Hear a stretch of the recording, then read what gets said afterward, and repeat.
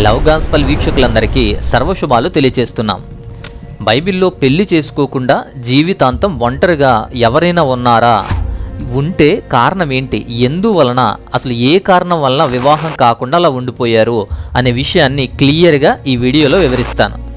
నేటి సమాజంలో వివాహం అనేది కుటుంబానికి కావలసిన ప్రాముఖ్యమైన బంధం. కానీ వివాహం చేసుకోకుండా సేవకులుగా, సన్యాసులుగా, పాస్టర్లుగా, నన్స్ ఇలా మనం చూస్తూ ఉంటాం కదా. అయితే ఈ టాపిక్ వారి గురించి కాదు, కానీ అసలు ఇలా బైబిల్లో ఉన్నారా? బైబిల్లో వివాహం చేసుకోకుండా ఒంటరిగా బ్రతికిన వాళ్ళు ఉన్నారా? ఉంటే ఎవరున్నారు? అసలు ఎందుకున్నారు? అలా ఉండడానికి కారణం ఏంటి? ఎందుకు ఉండాల్సి వచ్చింది అనేది ఈ వీడియోలో క్లియర్గా వివరిస్తాను. బైబిల్లో కూడా వివాహం చేసుకోకుండా కొందరున్నారు. ఆడవాళ్ళు ఉన్నారు, మగవాళ్ళు ఉన్నారు. ముందుగా పెళ్లి చేసుకోకుండా ఉన్న స్త్రీలు ఎవరున్నారో మనం చూద్దాం. మొదటి వ్యక్తి యోప్తా కుమార్తె, డాటర్ ఆఫ్ జెఫ్తాస్. న్యాయాధిపతుల గ్రంథంలో కనిపించే యోప్తా కుమార్తె కూడా పెళ్లి చేసుకోకుండా ఉంది. యోప్తా అమ్మోనీయులను ఓడించి విజయం పొందుకున్న తర్వాత తన ఇంటికి తిరిగొస్తున్నప్పుడు తన కూతురు తంబూరుతో, నాట్యంతో ఎదురొస్తుంది ఆనందంతో. యోప్తా గెలిస్తే ఎదుర్కోవడానికి వచ్చిన వారిని దహన బలిగా అర్పిస్తానని మొక్కుకుంటాడు. అలా ఆయన ఒక్కగానొక్క కూతురు ఎదురొచ్చింది. ఒక్కతే తప్ప ఇంకా ఏ సంతానము లేదు. యోప్తాకి ఒక్కతే కూతురు, ఒక్కతే సంతానం. ఆయన మొక్కుకున్న సంగతి యోప్తా కుమార్తెకి తెలియదు కాబట్టి ఆయన అమ్మోలియను ఓడించి విజయంతో ఇంటికొస్తున్నాడు అనే సంగతి తెలిసి యోప్తా కుమార్తె నాట్యముతో, తంబూరుతో, సంగీతంతో, ఆనందంతో ఎదురొస్తుంది. అలా ఎదురొచ్చిన వ్యక్తినే బలివ్వాలి అనుకుంటాడు యోప్తా. ఆయన ఒక్కగానొక్క కూతురే ఎదురొచ్చింది. యోప్తా కూతుర్ని యెహోవాకు సమర్పించాడు. సో పెళ్లి చేసుకోలేదు, దేవుని సన్నిధిలో అర్పించబడింది. ఇక రెండవది తామరు. ఈ తామరు దేవుని గురించి, భక్తి గురించి కాదు, కానీ అనుకోని ఒక సంఘటన జరిగి బాధపడి చివరి వరకు అలానే ఉండిపోయింది. తామరు దావీదు మరియు మీకా వీళ్ళిద్దరికీ పుట్టినటువంటి కూతురు. అందమైన కన్య, అబ్షాలోముకు సోదరి. ఒకరోజు అమ్నోను అనే వ్యక్తి అనారోగ్యంగా ఉన్నాడు అని తెలిసి అమ్నోనుకి ఆహారం తీసుకురావడానికి వెళ్ళింది. అనారోగ్యంతో ఉన్న వ్యక్తికి ఆహారం అందించడానికి వెళ్ళింది. కానీ అమ్నోను అనారోగ్యం నిజం కాదు, నటించాడు. సో బెడ్రూమ్కి ఆహారం తెచ్చిన తామరను పట్టుకొని బలవంతంగా అత్యాచారం చేశాడు. పాడు చేసి బయటకు విసిరేశాడు. తర్వాత దీనికోసం అన్నయ్య అయిన అబ్షాలోము అమ్నోనును చంపేశాడు. అలా చంపినా కూడా అత్యాచార సంఘటన అనేది ఆమెను తీవ్రంగా నాశనం చేసింది. ఆ బాధతో జీవితాంతం వివాహం చేసుకోకుండా అలానే బ్రతికింది తామరు. ఇక మూడవ స్త్రీ ఎవరు అంటే దీనా. ఆదికాండం 34వ అధ్యాయంలో కనిపించే దీనా స్టోరీ గురించి మనకు తెలుసు. మంచి చక్కనైనటువంటి అమ్మాయి, అందమైన అమ్మాయి. యాకోబు సంతానంలో ఏకైక ఆడపిల్ల దీనా. లేయాకి, యాకోబుకి పుట్టిందే ఈ దీనా. హివ్వీల నగరం చూడడానికి బయటకు వెళ్తే హామోరు అనే వ్యక్తి యొక్క కుమారుడైనటువంటి షెకెము అనేవాడు ఇష్టపడి, ప్రేమించి, వెంటాడి ఆ తర్వాత ఆమెని బలాత్కారం చేశాడు. ప్రేమించి పెళ్లి చేసుకోవడానికే ప్రయత్నం చేసినా కూడా ఆమెను బలాత్కారం చేశాడు. ఇంటికి తీసుకువెళ్ళి అత్యాచారం చేశాడు. వివాహం చేసుకోవాలి అని కూడా అనుకున్నాడు. అలాగే తల్లిదండ్రులతో మాట్లాడాడు. అలాగే దీనా ఉండగానే తండ్రి అయినటువంటి యాకోబుతో కూడా మాట్లాడడానికి కూడా వచ్చాడు. బట్ వాళ్ళు సమాధానం చెప్పలేదు. దీనా అన్నలకు ఇలా చెరిచాడు అని, కిడ్నాప్ చేసి ఇంట్లో పెట్టుకున్నాడు అని తెలిసి చాలా కోపం వచ్చి ఆ నగరంపై దాడి చేసి ప్రతి మగవాడిని కూడా చంపేశారు. షెకెమును కూడా చంపేశారు. అలా చంపి తన చెల్లి అయినటువంటి దీనాను వాళ్ళు తీసుకెళ్ళిపోయారు. ఇలాంటి సంభవాన్ని బట్టి దీనా ఆ అపవిత్రత తర్వాత దీనా వివాహం చేసుకోలేదు, అలానే ఉండిపోయింది.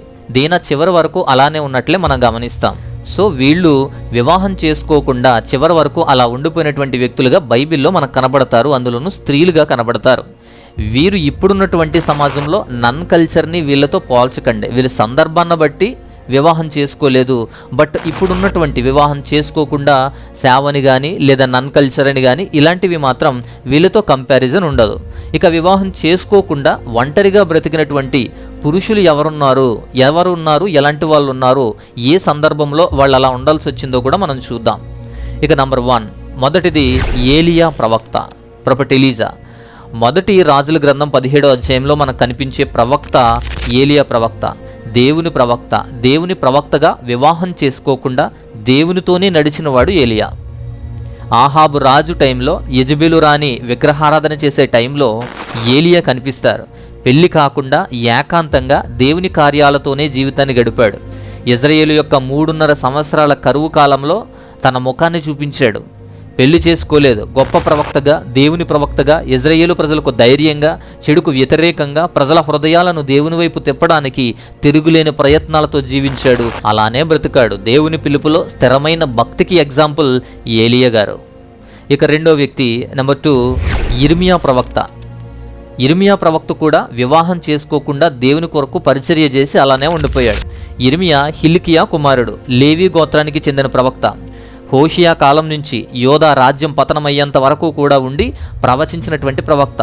మిగతా వాళ్ళు వారి వారి పరిస్థితిని బట్టి పెళ్లి చేసుకోలేదు, వారి సందర్భాన్ని బట్టి పెళ్లి చేసుకోలేదు. కానీ యిర్మియాని మాత్రం దేవుడే పెళ్లి చేసుకోవద్దు అంటాడు. యిర్మియా గ్రంథం 16వ అధ్యాయం 2వ వాక్యంలో దేవుడు యిర్మియాని వివాహం చేసుకోవద్దు, పిల్లల్ని కనొద్దు అంటాడు. ఎందుకంటే విపత్తు ద్వారా అందరూ సామూహికంగా చచ్చిపోతారు. 16వ అధ్యాయం 2-4 వాక్యాలు చూడండి. అక్కడ భయంకరమైనటువంటి ఒక పరిస్థితి ఉంది. అందరూ కూడా సామూహికంగా చచ్చిపోతారు. ఘోరమైన చావు చేస్తారు, పాతి పెట్టుకోలేరు, శవాలు రాబందులు తింటాయి అని పెళ్లి చేసుకోవద్దు అంటారు. నీ భార్య పిల్లలు అలా చావకుండా పెళ్లి చేసుకోవద్దు అని దేవుడే యిర్మియాకు చెప్తాడు. దేవుని మాటలు చొప్పున పెళ్లి చేసుకోలేదు యిర్మియా. దేవుని విషయాలను ప్రజలకు అందించేవారు, ప్రవచించేవారు. ఆయన బోధనలు, ప్రవచనాలు నేటికి కూడా విశ్వాసులకు స్ఫూర్తినిస్తాయి, మార్గనిర్దేశం చేస్తాయి. అలాంటి వ్యక్తి యిర్మియా. దేవుడు నా కోసమో, సేవ కోసమో, ప్రజల కోసమో కాదు కానీ వారి పరిస్థితిని బట్టి, కరువును బట్టి, ఆ చావును బట్టి చేసుకోవద్దు అని యిర్మియాకి ముందుగా చెప్తారు. ఇక మూడో వ్యక్తి దానియేలు. దానియేలు ప్రవక్త కూడా వివాహం చేసుకోకుండా చివరి వరకు అలానే ఉంటాడు. ప్రవక్త అయిన దానియేలు వివాహం చేసుకోలేదు. ఆయన గొప్ప వంశానికి చెందినవాడు, యోధా తెగకు చెందినటువంటి వాడు. గొప్పగా బ్రతికిన దానియేలు జీవితం బబులోను బానిసగా వెళ్ళిన తర్వాత జీవితం తిరగబడింది.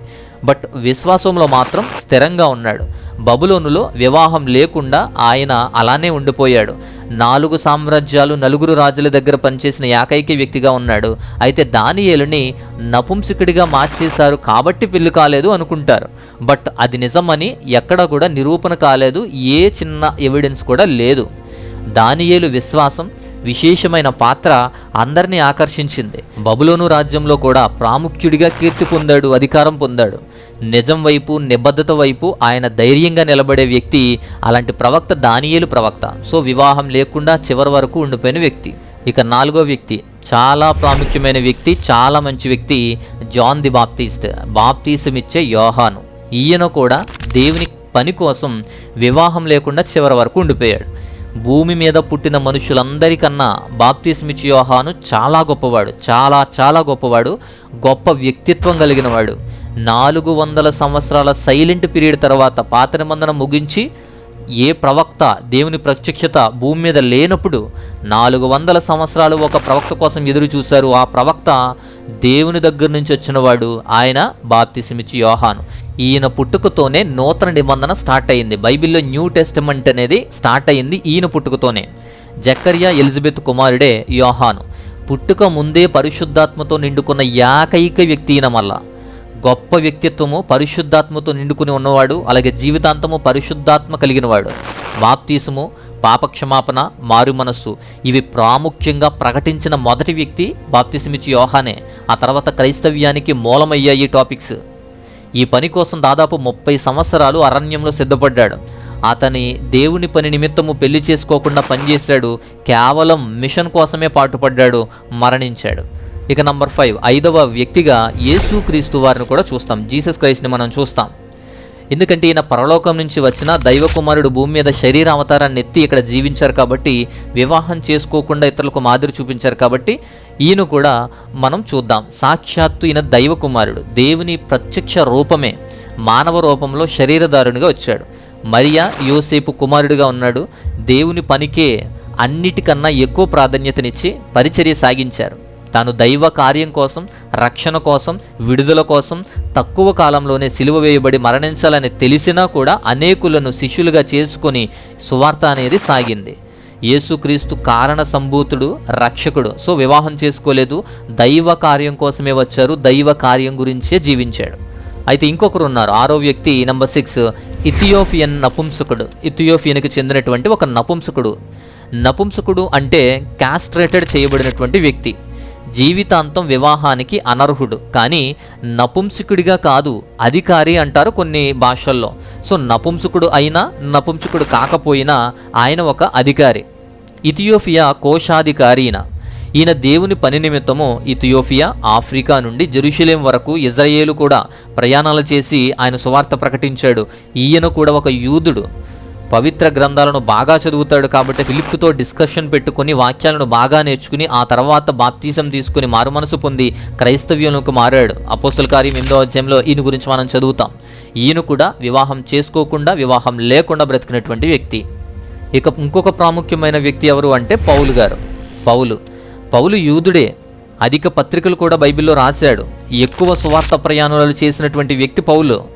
ఈ పౌలు స్టీఫెన్ని రాళ్లతో కొట్టే సమయంలో ఉన్నాడు. అపోస్తల కార్యం 8వ అధ్యాయంలో చూస్తాం. పౌలు గురించి మొదటి ప్రస్తావన అక్కడే ఉంటుంది. యోధా మత పెద్ద అయిన క్రైస్తవులను అధికంగా హింసించిన వ్యక్తి పౌలు. కానీ తర్వాత తానే తెలుసుకొని అందరికంటే ఎక్కువ సువార్త ప్రయాణం చేసి ఎక్కువగా దేవుని సువార్త పని చేశాడు. ఆత్మలను రక్షించే పనిలోనే నిమగ్నమయ్యాడు. అనేక మంది అవిశ్వాసులను, అనేక మంది యూదులను, అన్యులను దేవునిలోకి తీసుకొచ్చాడు పౌలు. అలా పౌలు ఒంటరిగా వివాహం లేకుండా జీవించాడు. అతనే నిర్ణయించుకొని అతనే జీవితాంతం సువార్త ప్రకటించాడు. కొందరేమంటారంటే ఆయన క్రైస్తవ్యంలోకి రాకముందు యూదుడిగా ఉన్నప్పుడు వివాహం అయ్యి విడిపోయిన తర్వాత ఆయన విడో అయ్యారు అని చెప్పి ఒక వాక్యాన్ని పట్టుకుని మాట్లాడతారు. బట్ దానికి కూడా ఎలాంటి బలమైన వాక్యాలు కూడా లేవు. వివాహం అయినా కాకపోయినా క్రైస్తవ్యంలోకి వచ్చిన నాటి నుంచి ఒంటరిగానే, వివాహం లేకుండానే ఉన్నాడు. వివాహం కాలేదు అనే అందరూ నమ్ముతున్నారు. కాబట్టి సంఘాలు కడుతూ సంఘ సభ్యులే, వారి శిష్యులే తన వారిగా బ్రతికాడు. వారికి చాలా ప్రాముఖ్యతనిచ్చేవాడు పౌలు. కాబట్టి ఈ పౌలు గారు కూడా వివాహం చేసుకోకుండా చివరి వరకు కూడా అలానే జీవనాన్ని కొనసాగించాడు. సో వీళ్ళు వివాహం కాకుండా బైబిల్లో కనిపించేటువంటి వ్యక్తులు. 3 ఆడవాళ్ళు, 7 మగవాళ్ళు కనిపిస్తారు. సో వీళ్ళు కాకుండా మరో కొందరున్నారు. అంటే వీరి గురించి క్లారిటీగా పూర్తిగా విషయం లేదు కాబట్టి ఇలాంటి వ్యక్తులు కూడా మనకు కనిపిస్తారు. వారి గురించి కూడా మనం చూద్దాం. 8వ వ్యక్తి ఎవరు అంటే 3 వ్యక్తులు: షడ్రాకు, మిషాకు, అబేద్నగో. దానియేలు గ్రంథం 1వ అధ్యాయంలో కనిపించే షడ్రకు, మెషకు, అబేద్నగో అనే వాళ్ళు కూడా వివాహం లేకుండా చివరి వరకు అలానే పనిచేశారు. దానియేలు గ్రంథంలో దానియేలుతో పాటు అతని స్నేహితులుగా వీరు కనిపిస్తారు. దానియేలు నపుంసకుడైతే వీరు కూడా నపుంసకులే. దానియేలు నపుంసకుడు కాదు కాబట్టి ఒక అధికారిగా ఉన్నాడు. దానియేలుతో వీరు కూడా పనిచేశారు. వీరు కూడా వివాహం చేసుకోలేదు. కానీ వారి గురించి, వారి వైవాహిక జీవితం గురించి ప్రస్తావించబడలేదు, రాయబడలేదు. కాబట్టి బైబిల్ ప్రకారం వీరు కూడా వారిలానే కనిపిస్తారు. ఇక నంబర్ 9, 9వ వ్యక్తి ఎవరు అంటే అన్నా ప్రవక్త. వివాహం అయ్యి 7 సంవత్సరాల తర్వాత భర్త చనిపోవడంతో జీవితాంతం మళ్ళీ వివాహం చేసుకోకుండా తన జీవితాన్ని దేవుని సన్నిధిలో దేవుని కోసం అంకితం చేసింది. మరియా యోసేపులు బాలుడైన యేసువారిని దేవాలయానికి తీసుకొచ్చేటప్పుడు అక్కడ అన్నా ప్రవక్త కనపడతారు. అక్కడ ఉంటారు. లూకా సువార్త 2వ అధ్యాయం 36 నుంచి 38 వాక్యాల ప్రకారం చూస్తే అక్కడ కనబడతారు. అప్పటికి ఆమె వయసు 84 సంవత్సరాలు. అలా ఆమె దేవుని సన్నిధిలోనే దేవుని కోసం అంకితం చేయబడింది. ఇక నంబర్ 10, 10వ వ్యక్తి ఎవరు అంటే మిరియాం అనేటువంటి వ్యక్తి కూడా మనకు కనబడతారు. పాత నిబంధన గ్రంథంలో కీలకమైన వ్యక్తి మిరియాము. ఆమె ధైర్యము, నాయకత్వము ఆదర్శవంతమైనవి. ఇజ్రాయేలు సమాజంలో ఆమె చాలా పేరొందింది. ఆమె ప్రముఖ పాత్ర ఉన్నప్పటికీ ఆమె వివాహం గురించి బైబిల్లో ఎక్కడ రాయబడలేదు, చెప్పబడలేదు. కుటుంబము, వివాహము ప్రస్తావన లేదు. దేశం యొక్క ప్రయాణానికి ఆమె చేసిన సహాయ సహకారాలపై దృష్టి సాధించింది వాక్యం. నిర్గమాకాండం 15వ అధ్యాయంలో ఈమె గురించి మనం చూస్తాం. అంతేకాదు, వీళ్ళు మాత్రమే కాదు, యేసుక్రీస్తు యొక్క 12 మంది శిష్యులతో అనేకులు శిష్యులుగా చేరిన విషయం మనకు తెలిసిందే. కొంతమంది వివాహం చేసుకోలేదు, దేవుని సేవలో పనిచేశారు, హతసాక్షులుగా మరణించారు. అయితే బైబిల్లో పూర్వ ప్రవక్తలు కూడా వివాహం చేసుకోలేదు అని కూడా ఎక్కడ స్పష్టంగా మనకు లేదు, తక్కువగా చెప్పబడింది. సో ఇలా వీరు వివాహం అనేది చేసుకోలేదు. బైబిల్లో వివాహం చేసుకోవద్దు అని ఎక్కడా చెప్పలేదు. ఒక్క ఇర్మియా విషయంలో తప్ప దేవుడు కూడా ఎవరికి కూడా వివాహం చేసుకోవద్దని ఎవరికి చెప్పలేదు. వీటిని ప్రక్కన పెట్టి ఎవరికి వారు సొంత ఆలోచనలతో వివాహం గురించి తప్పుగా ఆలోచించి వివాహం వద్దని, దూరంగా ఉండాలని కోరుకుంటారు. వివాహం చేసుకొని ప్రతి సందర్భాన్ని చూశారు కదా.